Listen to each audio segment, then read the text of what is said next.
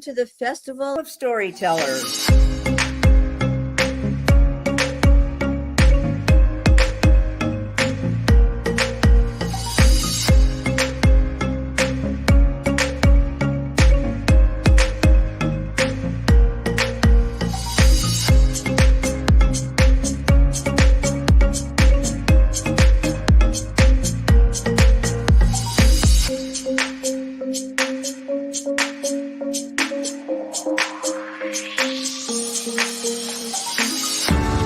I can't tell you how excited I am to be on right now.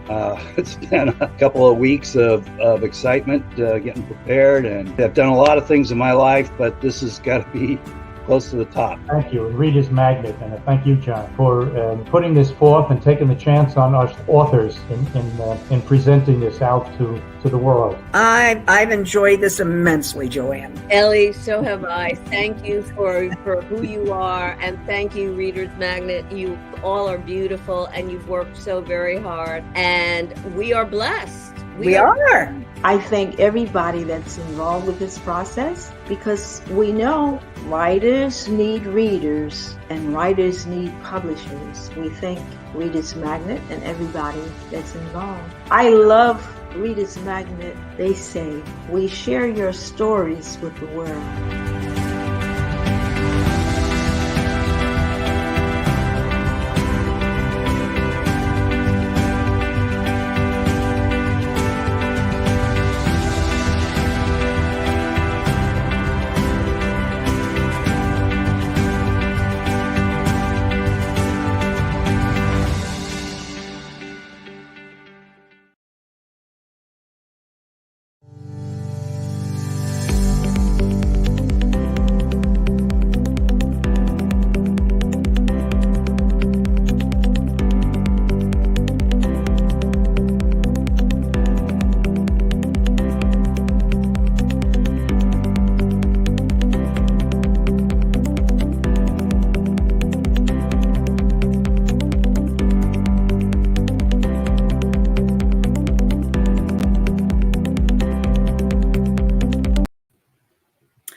Welcome, book lovers. My name is Luthia West. I am the author of Spirit Dancer, The Blade of Barisi. And I'm here today to talk with Joab Stiglitz about his intriguing pulp adventure novel, The Old Man's Request. I'd like to thank Reader's Magnet for presenting this opportunity for us to bring you our authors and their books. And there's Joab here. Let me see, our author of the hour. And we will be answering readers' questions and our viewers' questions. Please put them in the chat. And the last half of the hour, we will address your questions to Joab. Joab, author of The Old Man's Request. And that's book one in his Utgard series. He is a software applications consultant in Alexandria, Virginia, and also a tabletop role-playing game player and game master. Welcome, Joab. Good to see you here. Nice to be here. Before we begin, you have designated this as a pulp fiction, sort of an H.P. Lovecraftian type of writing. Would you please tell us, take a moment to tell us what pulp fiction is and about your book setting? Mm-hmm. I call my book Supernatural Pulp Adventure, in that they are designed as pure entertainment. There's no hidden messages or anything like that in them. There's no great message or statement or whatever. The term pulp or pulp fiction, unlike the movie that most people think of, pulp fiction refers to serialized stories in magazines that were popular in the late 19th and early 20th century. Magazines like Argosy and Weird Tales, Fantastic Adventures, True Detective Stories, things like that. Those magazines were published en masse for an increasing readership. The reason for that was because as technology improved and the world got smaller and people became more literate, they were looking for adventure, essentially. Wonderful. They're called. I'm sorry. Go ahead. They're called pulp magazines because of the cheap paper they were printed on. I mean, the stories were literally a dime a dozen. You know, the magazines generally cost about 10 cents, and the authors were paid, I believe it was by the page. So they weren't paid a lot, but it was a great way to get into the market, so to speak. And a lot of famous authors like H.P. Lovecraft, Robert Bloch, who wrote Psycho, Robert E. Howard, Isaac Asimov, Robert Heinlein, all of those folks got started writing for pulp magazines. Cool. And the magazines themselves have kind of died out, but the genre still exists. And these days, we have a new pulp wave going in where people are picking up these characters from those old magazines and writing new stories about them. I understand that Old Man's Request is the first of a trilogy. Well, how long have you been writing, and how many books have you published to date? Well, I've been writing for a very long time. I started writing as a kid, but I didn't really seriously start writing until the 90s, when I started writing a Tolkien-esque journey tale, journey through unknown places with different characters and species and races and things. And I wrote that in bits and pieces. I wrote about a quarter of it up front, actually intending to be a short story. But then I added on to it a few years later. And then I wrote dribs and drabs here and there. And then another big chunk while waiting to get laid off from a job. That was around 2000. And in the end, I had 300 pages of changing characters, changing story, changing genre even. And it was no good. It was worthless. It didn't go anywhere. It didn't have any coherent plot. So I put it aside. And then in the about 2015 or so, a friend of mine named Steve Russell, who was a publisher of gaming materials for Wright Publishing, he was actually game mastering a Pathfinder game of ours, play testing it for his company. And he heard about my stories, and he really encouraged me and pushed me to write them down and publish them. And he connected me with the artist who did my covers. And the rest is history. It took about 9 months to write from start to publish of The Old Man's Request. Unfortunately, Steve was killed in a car accident, so he never got to see the result. Oh, that's too bad. So what or who first inspired you to write? Well, I've always been an imaginative person. I've played role-playing games since I was in 7th grade. And, I started writing adventures for the games. And then, with the games and the characters, you start writing backstories. Where did my character come from? What makes them tick? And then, you stick a couple of them together and they have an adventure and it makes a story. So, yeah. So evidently the game, being a role-playing gamer and game master, sort of helped you get into the writing. So what specifically was the inspiration for The Old Man's Request?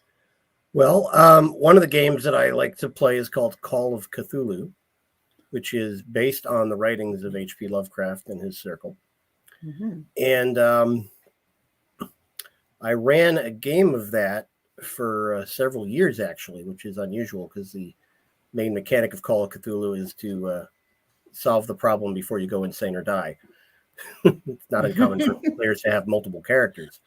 But this particular game ended up running for about 3 years, and it had 8 players. And I took copious notes, which are actually right here. Fat binder of notes from the various game sessions. And I pulled that out when Steve started pushing me. And I trimmed it down to 3 characters and one particular story, and that evolved into The Old Man's Request. The Missing Medium was partially based on gaming and partially brand new. And then the third book, The Other Realm, is completely new, unrelated to the games at all.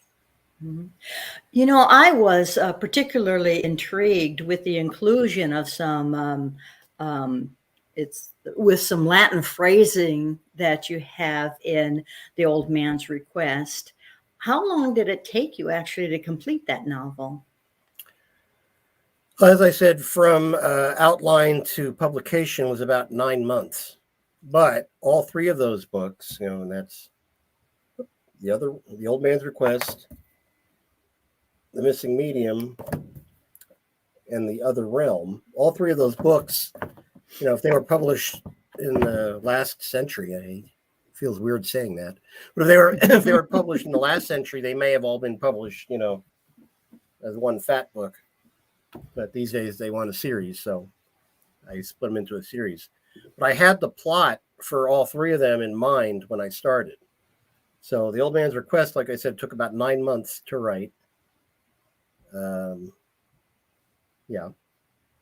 then Missing Medium about the same. And then The Other Realm took a little bit longer. I don't quite remember why. I think it's because it was the end of the series and I had to tie everything together. Yes, of course. What do you enjoy most about writing? About writing? Well, I write the stories for entertainment. I enjoy coming up with them, making the characters develop, putting them in situations and getting them out of them. A lot of my writing is organic in that, I set up a situation like the gaming. I set up the situation, but I don't know what the characters are going to do necessarily in advance. So I get to see where they go as well. But of course, the ultimate goal of writing something is for someone to read and enjoy it. Right, absolutely. Actually, that's kind of the reason why I write. Just is for the entertainment, is to take somebody and bring them into this particular world with these particular characters. And writing for me, one qualm I have about role-playing games is I never get to actually play. I'm always the game master. So in writing the books, I get to say what the characters do. Yeah, kind of like role-playing by myself. Yeah, could you actually take us a little bit through your writing process? What it is that how you come up with the story and then how you develop it and that sort of thing. Sure. I'll give you a synopsis from a different book, from The Hunter in the Shadows. At the end of that's book number 4, which would come after the first 3, obviously, the first trilogy. And in that book, it starts with Anna having a dream where she's chasing somebody through the jungle. She doesn't know why she is. She's chasing this guy who is a German through the jungle, and she comes across a Mesoamerican ruin. And and she has a vision there. And she meets a British archaeologist. And the German has them cornered, and to escape, they jump into the top of a pyramid, which is bottomless. And she wakes up. Mm-hmm. Then she discovers that a British archaeologist from Mesoamerica has contacted her boss to arrange a meeting. And this person is a person from her dream. And so the dream comes true. So the dream comes true and gets even better because the archaeologist is actually inhabited by a time-traveling alien who is contacting Anna to prevent the German from meeting another alien in Boston. Okay, we don't want too many spoilers because Yeah. we want to be able to buy the book and find out for ourselves. Is there a particular time of day that you like to write, or? Well, it's funny. I write if I sit down to write, it's usually in the evening because that's when I have free time. But a lot of times, ideas come to me during the day. I work from home, so my work machine is right over there, and a lot of times, an idea comes to me or a chapter comes to me, and I'll just take a break and write it down right here on this very same laptop.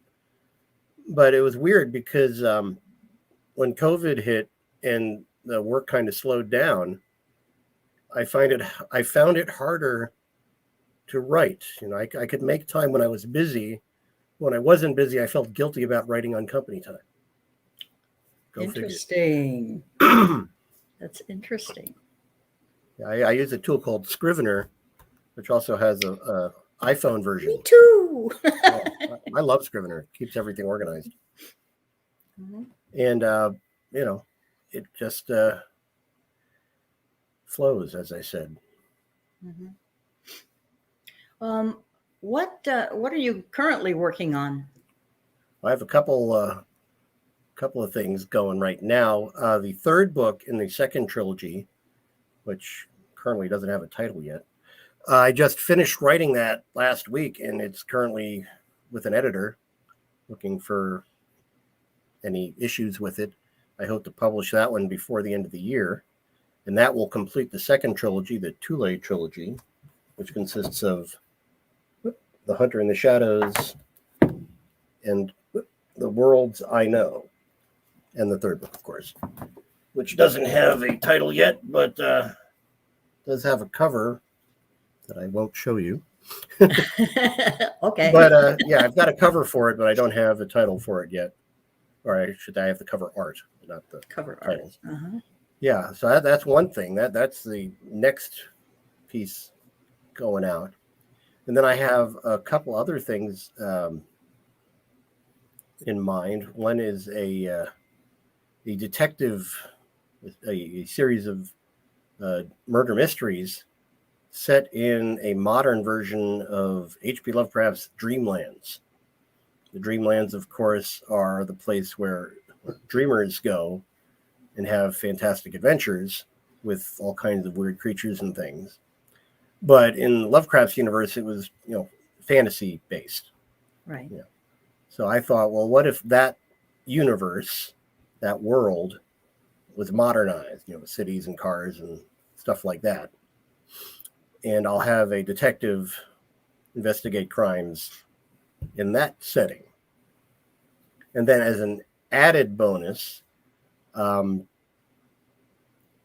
aliens are in control, and they're like a totalitarian society, and our hero is a policeman, and therefore a member of that government who does morally questionable things for the will of the overlords, as we say. However, I haven't completely worked that out yet. I need his motivations and his foibles and all that stuff. I need to work on all that stuff. But that is what's coming next. And then I mentioned earlier that the new pulp movement is working on writing stories for characters from the old pulp magazines. And a publisher recently put out a call for proposals for some characters that have not been published since the magazines. Oh. And and I'm thinking about doing some stories for one of those. Wonderful. Speaking of characters, I know you mentioned Anna, and in the fourth book, would you tell us something about the characters that you have in your trilogy and how they flow from one to the other? Sure. Well, as I mentioned, it started with a game. And Anna Rykov was actually my now wife's character in that game. She is a Russian-American archaeologist. And she was married off when she was a teenager to enable her family to emigrate to the United States. She was married to a wealthy immigrant, an elderly wealthy Russian who died a couple of years after their marriage and left her with a modest fortune. So she wanted to be American, and be seen as American, though she does speak with an accent. So, she went to Columbia. She got a PhD in archaeology and discovered that women professionals who could be Bolsheviks are not very welcome. So she gets accepted a post by an aging trustee of the small college, and she accepts. This same trustee also hired a doctor named Harold Lamb, another Friends character. And Lamb was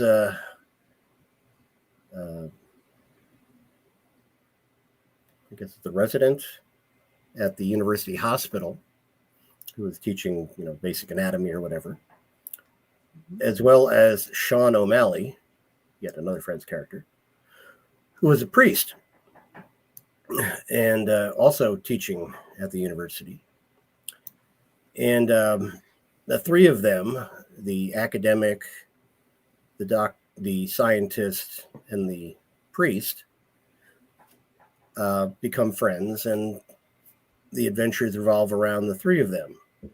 Over time, it seemed to focus more toward Anna, and my readers tend to really, latch on to Anna. So the further along the books went, the more she became in the spotlight, and the other two aren't even in the second trilogy. Have you ever had a reaction from a reader about maybe you've killed a favorite character or something in one of your books? Well, in the first book, there is a detective. I don't want to give too much away. Who's a bit odd. Okay. Who comes to a unusual end. Okay. All right.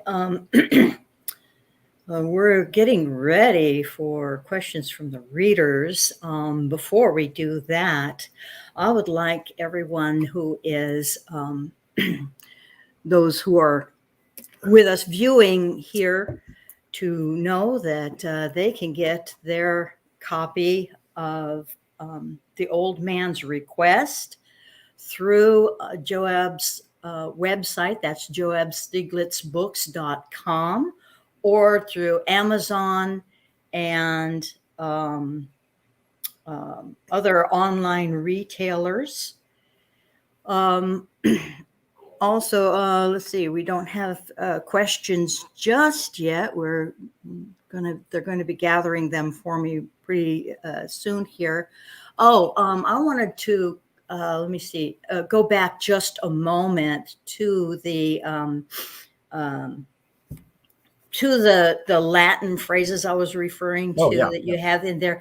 I would like you to tell us, before we go on with other questions, to a little bit of how you developed that particular thing. I have a Rekinder language that I invented for my epic fantasy. So I'm quite interested in languages personally, and I'd like to know about this Latin inclusion. Well, as I mentioned, one character was a priest, Catholic priest, so of course he's going to have Latin. And actually, the player who played him had at one time gone to the seminary. So his character was part of his background was training with the Vatican's authority on exorcism. So I went online and I looked up, what is the prayer for exorcism? Mm, And that's what's in the book. cool. And then there's another one there, which is for summoning alien beings. And that one I kind of mixed a little Latin with some other stuff to make it sound menacing and ancient. Yeah. And also a little bit about the time period, because you're talking about the 1920s. Oh, yeah. So the 1920s are known as the Roaring 20s because a lot of things changed then. After World War I, Mhm. the United States said, we don't want to get involved in world affairs, and it became very isolationist. But at the same time, people were becoming more literate.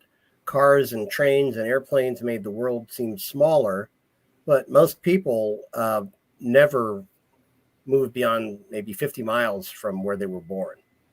The world was still very small in reality for a lot of people.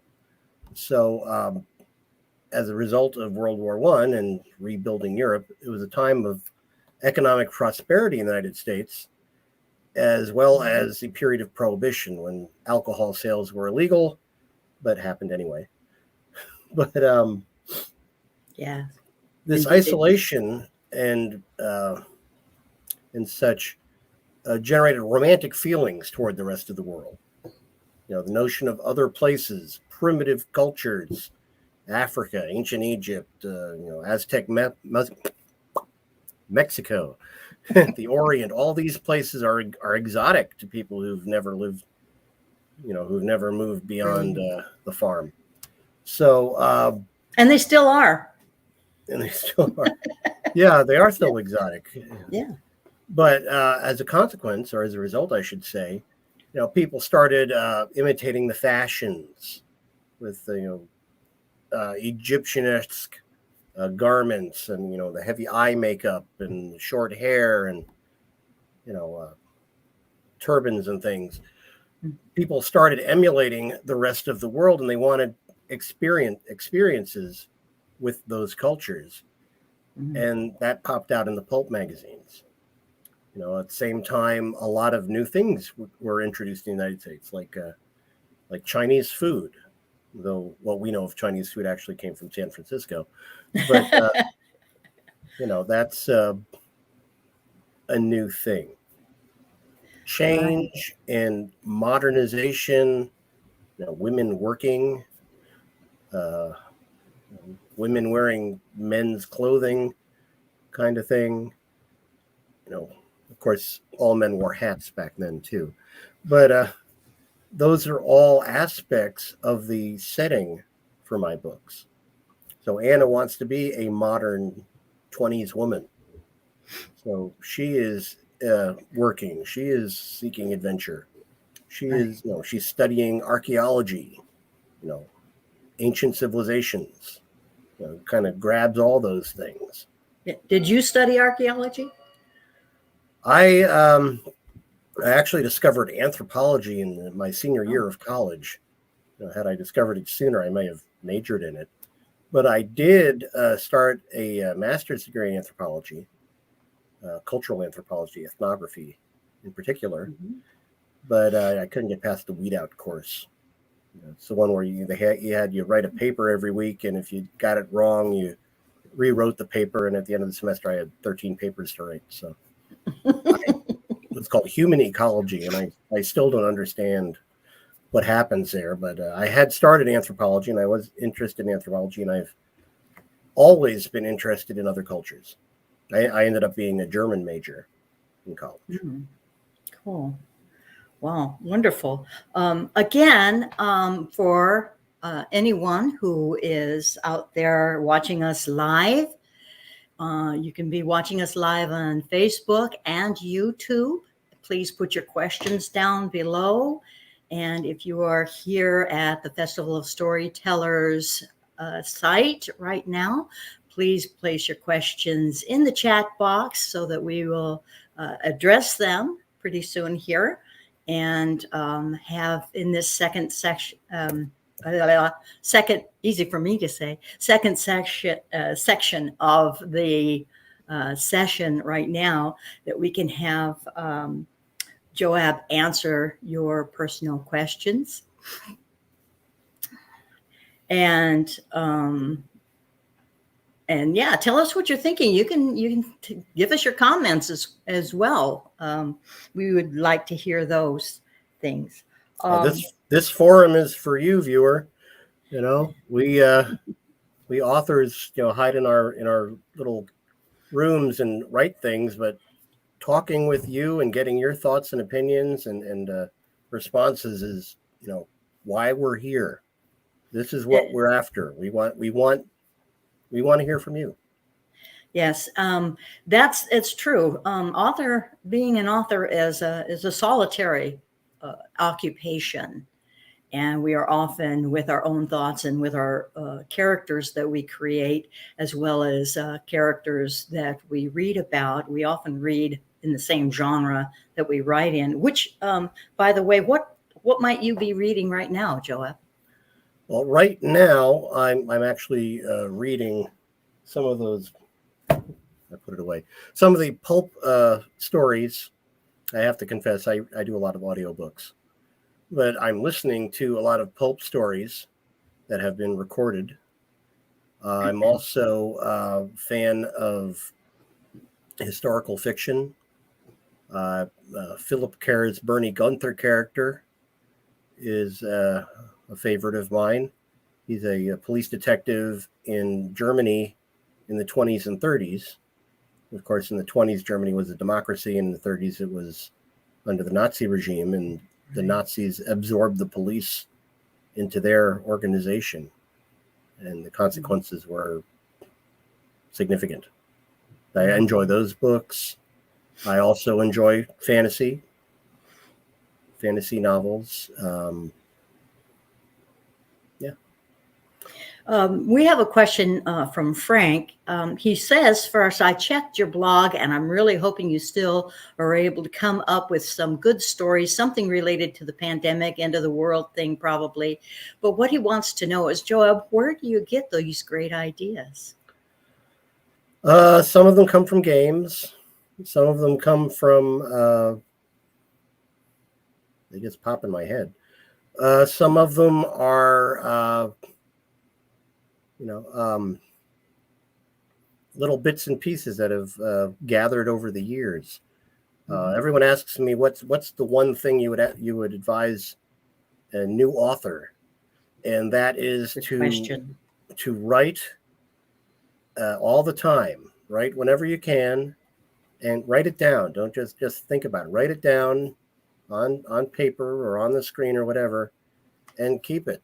And those things merge together at some point and become a seed for a story. You don't have to write sentences. You don't have to write paragraphs or whole stories at one time. Just write little bits.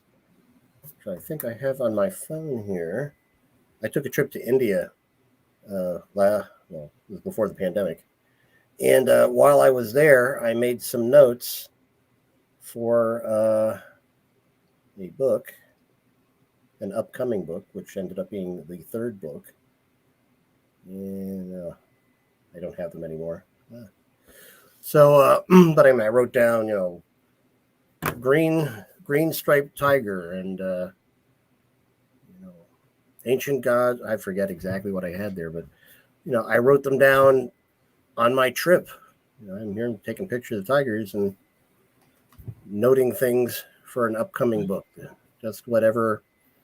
So whatever comes to mind, write it down, and hopefully some of it will become an idea, right? A germ, a seed. Yeah. And I have brown thumbs, so those seeds don't always grow. What is we have a collective story question, so there are probably several people who have asked, what was the most challenging experience you've had while writing your books? The most challenging part of writing the books is the end. I mean, a lot of times, well, there's two parts of that. A lot of times I've got the story going and I know how I want it to end. I just need to get there. You know, that last little bit, that was what was holding me up on book number 6 here. But yeah, because especially when you're ending the trilogy, because then, you know, you need to tie everything together. That was really the challenge. I mean, you want to have a good idea of what your characters are, you know, their background, their motivations, and you want to have a clear picture of, you know, different locations and things, and you want to know what the plot is, though the plot often changes as you go along. But the most difficult part is finishing, to be honest. A lot of people, me included, start lots of things and just don't finish them. You know, you just either run out of interest or you run out of time, or you know, whatever reason, you just don't finish them. So the hardest part is saying you're done, and saying you're done. You know, you're saying, well, is it finished now, or should I add some more? You know, if you're thinking, should I add some more, think another book.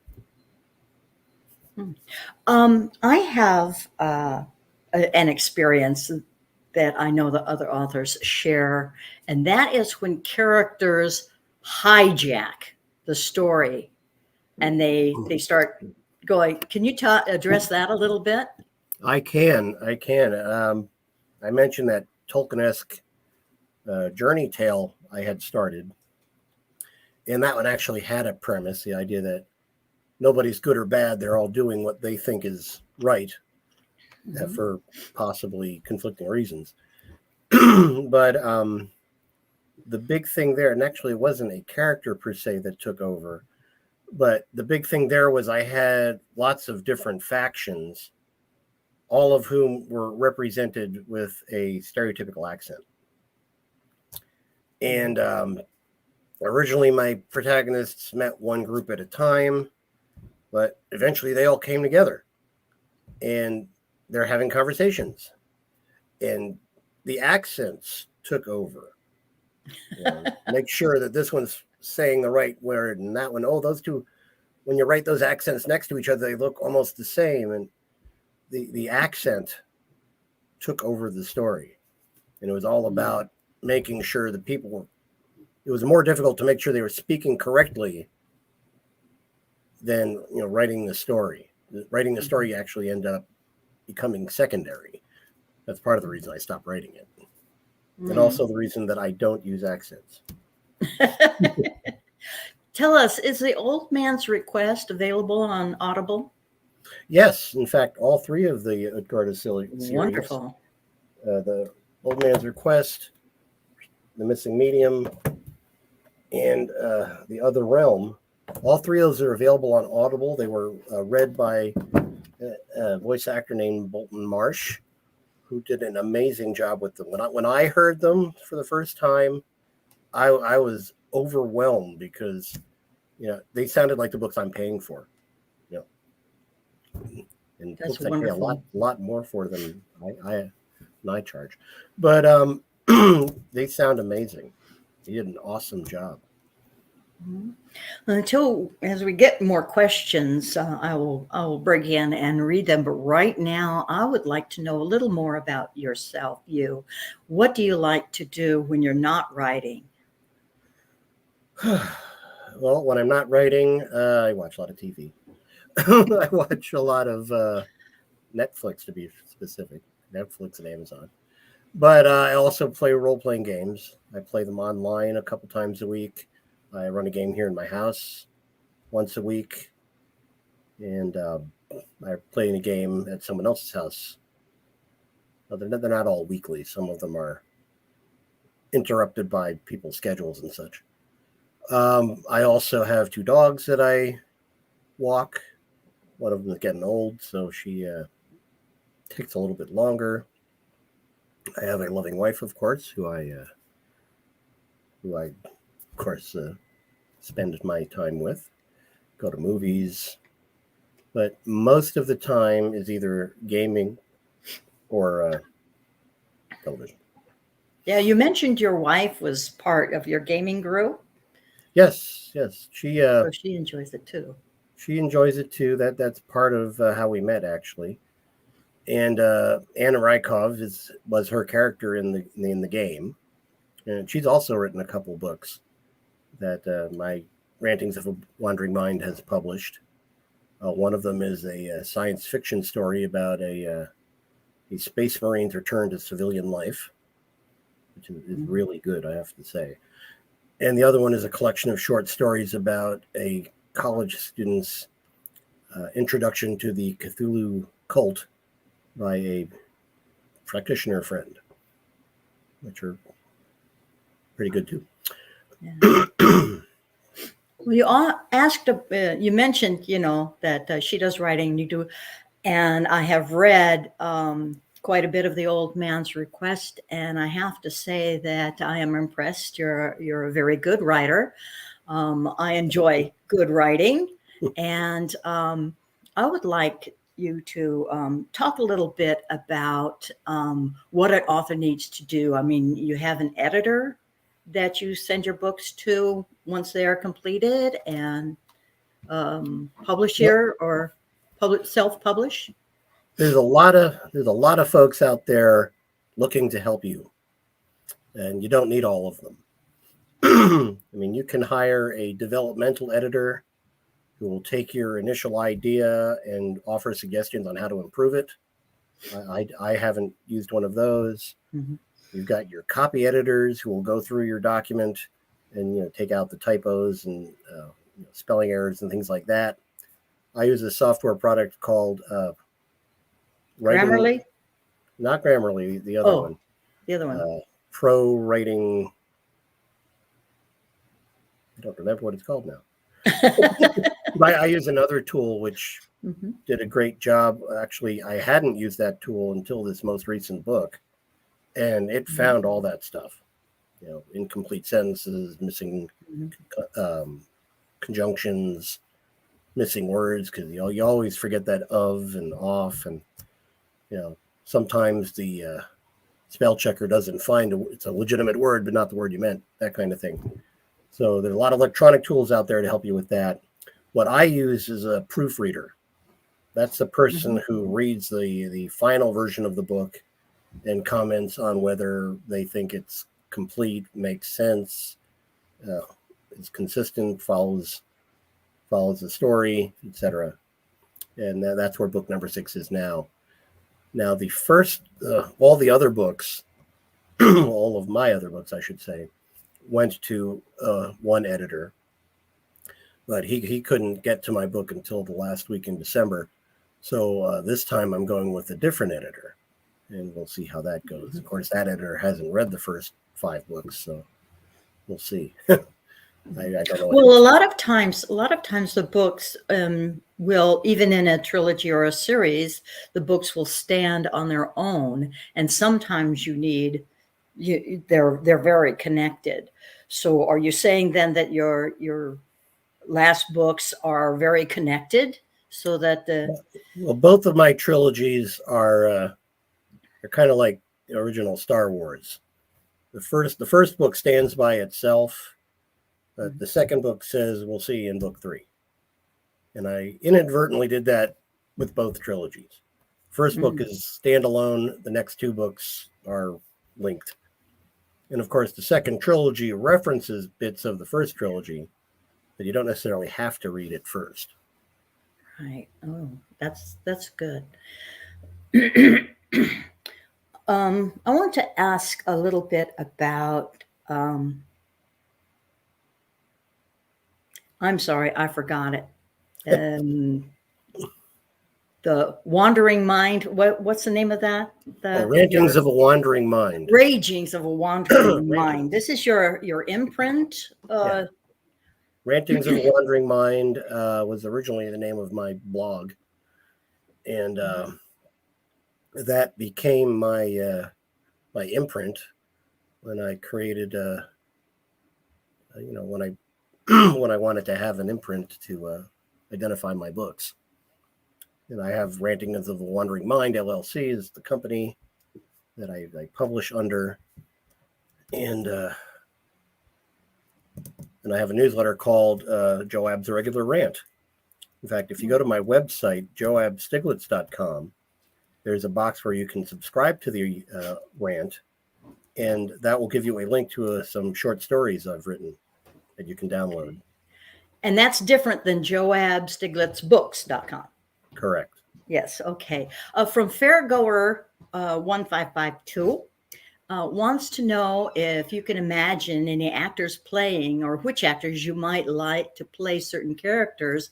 If it should ever be produced as a movie, who would these actors be? And I was actually asked that once before, and it was hard because I'm not a Hollywood gossip person, and my images of actors are probably dated. I'm seeing them probably in the 80s and 90s. I'm 56 now, so I don't know a lot of these younger actors. Mm-hmm. But I could see, if you bear with me, I could see Anna played by, if these people were younger, I could see Anna played by Rachel Weisz. She seems like a very similar person. Or, what's her name? Oh, I forgot her name. She was in Grosse Pointe Blank. Minnie Driver. Minnie Driver would fit the Anna role pretty well. Mm-hmm. For Father O'Malley, I could see Thomas Jane, who was in The Expanse as Detective Miller. He seems like a good fit for that character. And for Dr. Lamb, I don't really have anybody in mind for him. He's a big guy, a very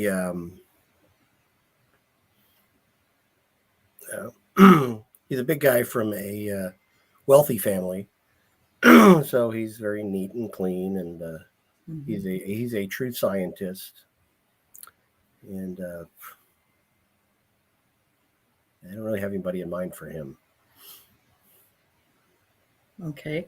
All right. Sounds good. Thank you very much.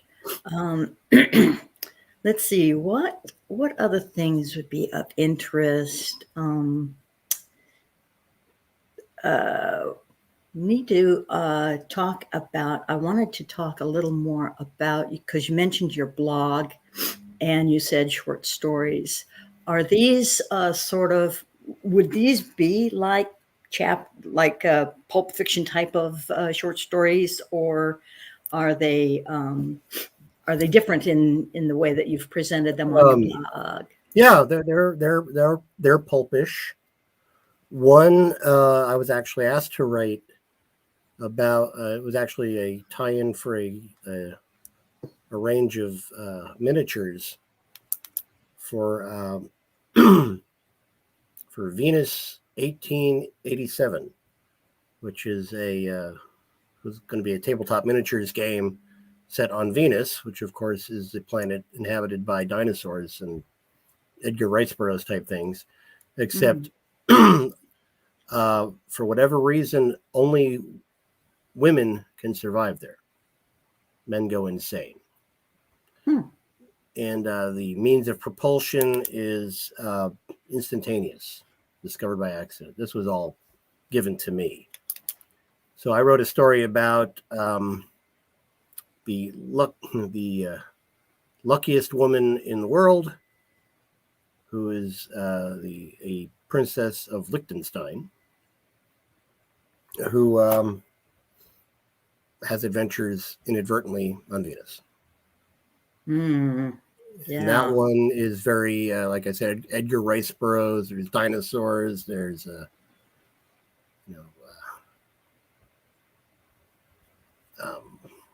bayonets and soldiers and such. Another one I wrote is called Sucker Punch. Sucker Punch is about the heir to the Scotch tape fortune, who has a bunch of friends around him who investigate weird happenings. And the sucker punch comes from one of his hangers on is a former bare knuckle boxer who punches a monster and it doesn't go down. So he's all put out about why didn't it knock the monster down. So that's where the title came from. And then the last one is called Operation Jinx, which is set in World War II with undercover agents in Nazi Czechoslovakia, which has wartime elements to it as well as a supernatural turn. Cool. Wonderful. Okay.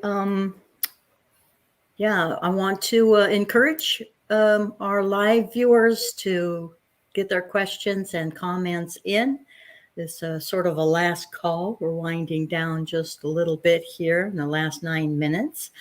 And want to also reiterate that the Old Man's Request, as well as the trilogy and yes, the Old Man's Request, the whole trilogy and his other books are available at joabstiglitzbooks.com. That's joabstiglitzbooks.com. And on Amazon and other online retailers. We have also just talked about his blog that is on joabstiglitz.com, where you can read some of his short stories and find out more about Joab Stiglitz himself. We want to thank all of our viewers, and whether you're viewing live on Facebook, YouTube, or here on the Festival of Storytellers website, for coming, because this is why we write. We write for our readers, and we write to entertain you and for other reasons. Authors all have their own reasons, but we love our readers, and we encourage our readers to get our books and enjoy themselves, relax with a good book. And let's see, what else do we want to discuss? We have a few minutes. We do have a few minutes, and because we want to know where we can find you, would you also tell us where you are on social media as well as your website? Sure. I am on Facebook. I'm on Twitter. I'm on Instagram, all as Joab Stiglitz. There's also a Rantings of the Wandering Mind page on Facebook. Additionally, I've got my website, joabstiglitz.com, the e-commerce site, joabstiglitzbooks.com. I'm also going to be at PhilCon, the Philadelphia Science Fiction Association convention next weekend, the 19th through the 21st. And next month, I'll be at the World Science Fiction Convention, Worldcon, in Washington, D.C. In the middle of, I think it's the 15th through the 18th of December, if you want to come and see me. Okay, that would be wonderful. Okay, follow him on social media. Thank our audience for participation. We have 6 minutes to fill. 5 minutes remaining. I do have a Facebook page. Yes, Frank, he mentioned the Facebook page, Ragings of a Wandering Mind. Rantings of a I'm going to get that correct before we get done here. Rantings of a Wandering Mind. Wonderful Facebook page. Rantings of a Wandering Mind. And in the last few minutes here, there was a story you told me about these lovely covers that you have for your books, Oh, and yeah. the fellow who did those. Yeah. I mentioned that Steve Russell connected me with an artist that he uses for his game books, or used for his games books. And he did this cover. Actually, he did that cover.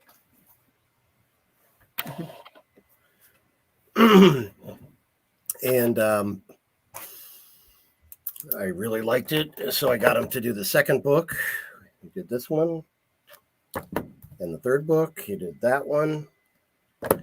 And I actually commissioned him to do the fourth cover, and he disappeared. Hmm. You know, he gave me a draft of the fourth cover, but no one has heard from him since. So I had to go with someone else for the next few. Yeah, that's quite a story. Which among those books do you like? Books do you like the most? Yes. Which among those books do you like the most? It's like saying who's your favorite child. Yeah, that's right. He recognizes that. Yeah, he just mentioned. Yeah, it's like your children. I would say it is hard to say. And as I mentioned, the three of them at one time probably would have been published as a single book, but we always have favorites. Yes. You know, it's hard to say. The one that I guess the one that sticks out most for me is The Other Realm. This one was a departure from my previous direction. That one's more fantasy than horror. Can you give us just a couple minutes of what it's about without being too big of a spoiler for us? Oh, he also asked, do you see yourself in the stories too? Do I see? Well, they mentioned I was a game master, so I'm all the characters who aren't the protagonists. But I don't see myself in these stories, though I do see myself in the new ones that I'm writing. Oh. The murder mysteries, not as the victim. But well, just to recap the trilogy. In the first book, you have the old man's request. The three of them address the old man's issue. The second book, they go in search of a missing spiritualist, a missing medium. Mm-hmm. And they locate, or they identify where the medium is, and to rescue him, or retrieve him, I should say, Anna and Dr. Lamb actually travel into the realm of the mystic's own imagination, where Anna must rescue both him and herself. That's The Other Realm. Cool. The Other Realm also features a big, dumb barbarian who always speaks in all caps and talks in third person. Yes. Okay. I'm wondering what really is the old man's request. What was his request? Well, his request was to address this indiscretion from his youth that cost one man his head, literally, and there he is, and the other one his mind. And intriguing. They summoned something, and he wants our protagonists to banish it. That's the request. Cool. Nice request. We are with Reader's Magnet and the Festival of Storytellers. Thank you for joining us. We are not authors without our readers. Otherwise, we would just be journaling to ourselves. And so we appreciate There's nothing wrong with that. Yeah, no, nothing wrong with it. But this is what we write for. We're glad that you're here and you're meeting with us. And we have I'm Lucy West, and I'm here with Joab Stieglitz today. And you can get a hold of Joab Stieglitz. You can find out more about him and more about his books at his website, joabstieglitzbooks.com for his books, and you can order there as well as on Amazon and other online retailers. Also, joabstieglitz.com to read his blog and short stories. I thank Reader's Magnet and the Festival of Storytellers for the presenting this opportunity to us and to all of our authors. And we want to know that authors can depend on Reader's Magnet. We share your stories with the world. And is there anyone you want to thank, Joab, before we close it up? Oh, well, I'd like to thank Reader's Magnet for providing this forum. You know, it's in the COVID world, it's hard to get out and meet people. And that's one thing I really miss, actually. Thankfully, things are starting to open up again. But I know I'm indebted to my wife for pushing me, especially with book number 6. She said, you need new stuff. You need new stuff. You can't go out again until you have new stuff. And yeah. And you, Lucy, for this interview. You're welcome. Thank you. It was great fun. I enjoyed our discussion. As did I. Thank you. Okay, I have to